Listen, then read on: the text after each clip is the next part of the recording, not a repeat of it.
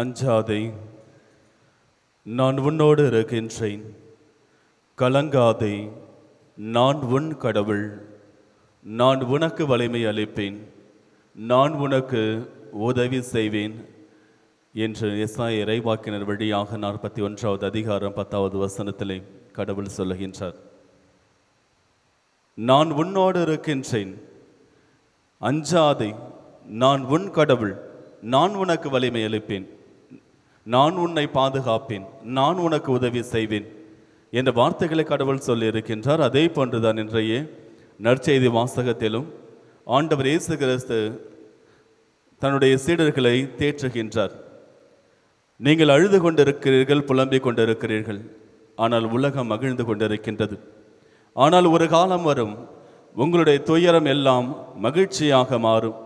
அந்த மகிழ்ச்சியை யாராலும் உங்களிடந்து எடுத்துவிட முடியாது என்று நம்பிக்கை அளிக்கக்கூடிய வார்த்தைகளை சொல்லுகின்றார். இன்னும் ஆழமாக புரிந்து கொள்ள வேண்டும் என்றால், முதல் வாசகத்திலே ஆண்டவர் இயேசு கிறிஸ்து புனித பவுலடியாருக்கு காட்சி வழியாக சொல்லுகின்றார். அஞ்சாதே, கலங்காதே, நான் உன்னோடு இருக்கிறேன். நீ இறைவார்த்தை அறிவிப்பதை நிறுத்தாதே, பேசுவதை நிறுத்தாதே, இறைவார்த்தை அறிவித்துக் கொண்டே இரு. இதோ இந்த நகரில் எனக்கு தேவையான நிறைய பேர் இருக்கின்றார்கள், அவர்களுக்காக நீ இறைவார்த்தை அறிவித்துக் கொண்டே இருக்க வேண்டும் என்ற நம்பிக்கை அளிக்கக்கூடிய, பாதுகாப்பு தரக்கூடிய வார்த்தைகளை புனித பவுலடியாருக்கு ஆண்டவர் இயேசு கிறிஸ்து கொடுக்கின்றார்.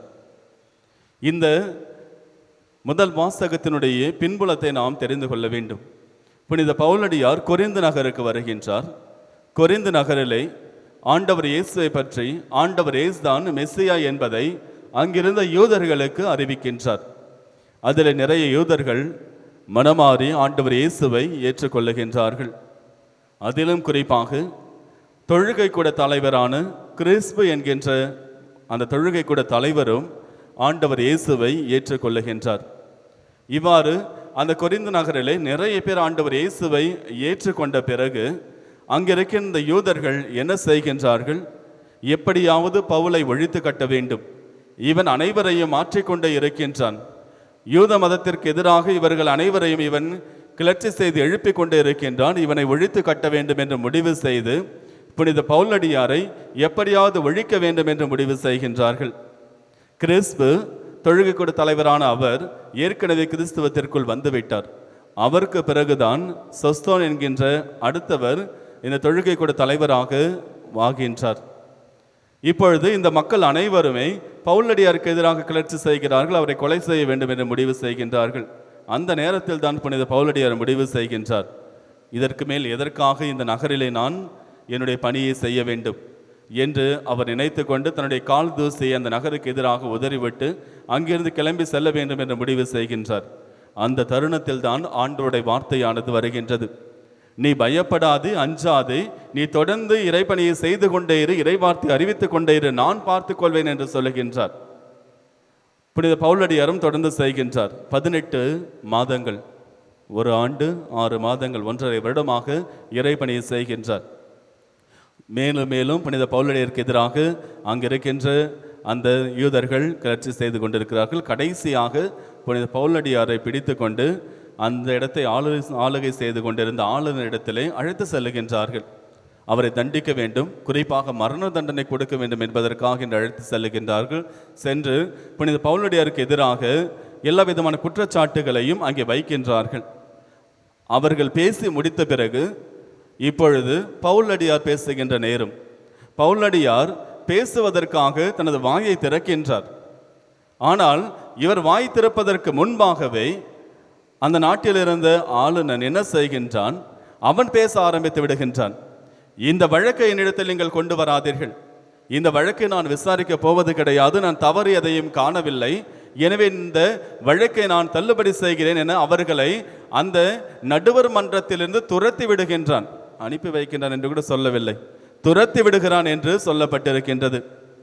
இதுதான் கடவுளுடைய பாதுகாப்பு. கடவுள் சொன்னார், அஞ்சாதே, நான் உன்னோடு இருக்கிறேன், நான் பார்த்துக் கொள்வேன் என்ற வார்த்தைகள் எந்த அளவிற்கு உண்மை என்பதை பாருங்கள். புனித பவுலடியார் அவருக்காக பேச வருகின்றார். புனித பவுலடியார் பேசுவதற்கு முன்பாகவே கடவுள் அவருக்காக பேசிவிட்டார். ஒரு வார்த்தை கூட புனித பவுலடியார் அங்கு பேசவே கிடையாது. தன்னை பற்றி அவர் தன்னுடைய நியாயத்தை அவர் எடுத்துரைக்கவே கிடையாது. அவருக்கு முன்பாகவே கடவுள் பேசிவிட்டார். எனவேதான் அங்கிருந்த அனைவரையும் அந்த நடுவர் மன்றத்தில் துரத்தி விட்டார்கள். வெளியே வருகின்ற அவர்கள் கோபம் கொள்ளுகிறார்கள்.